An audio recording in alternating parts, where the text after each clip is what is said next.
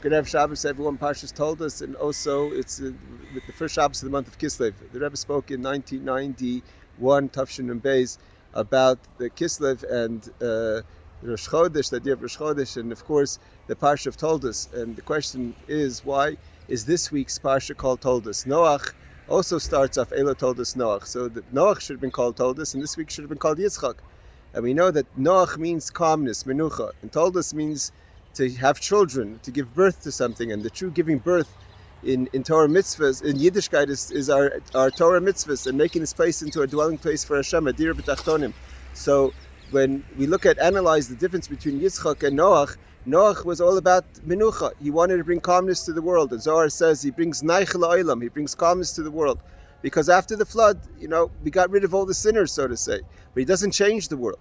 Yitzchak went out like his father Avram, and he tried to change the world. He went and he dug wells, he revealed the water. Yitzchak went even further, that the wells that were covered in Avram's lifetime, Yitzchak goes and digs them again. He changes people from within.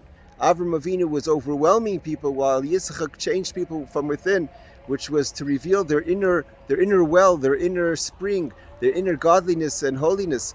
And by doing that, that's true Toldot, that's true children.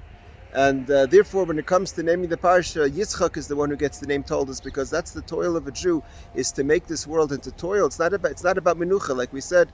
The Gemara says, "Noach la'adam shlo niver." It's easier not to have to go through the experience of making this world into resting place for Hashem. But that's what our job is. And this is also connected to the idea of Rosh Chodesh. It says that when the sun and the moon were created, the luminaries, the moon came and complained to God and said, "Why should there be two great luminaries? Make one smaller." So God said, "You're right. You become smaller." And in Hebrew it says, "Lechi umaytas atzmacha." Go and make yourself smaller. The Rebbe asked, why does it have to say lechi? Go and make yourself smaller. It should have just said, make yourself smaller. So the idea is, because how does a person become lechi? How does a person become a mahalach in life? Like we spoke, a person has to be a person of movement, is through bittul, self-nullification. As long as you're crowding your own space, it's all about you, you can't truly become a person of movement.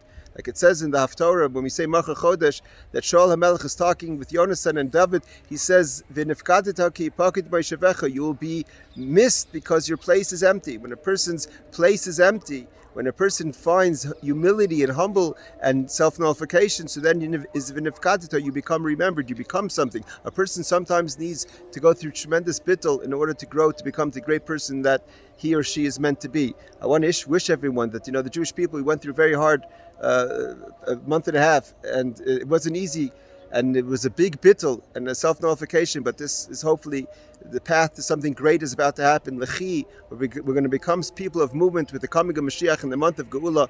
B'mheira b'yameinu. Good Shabbos.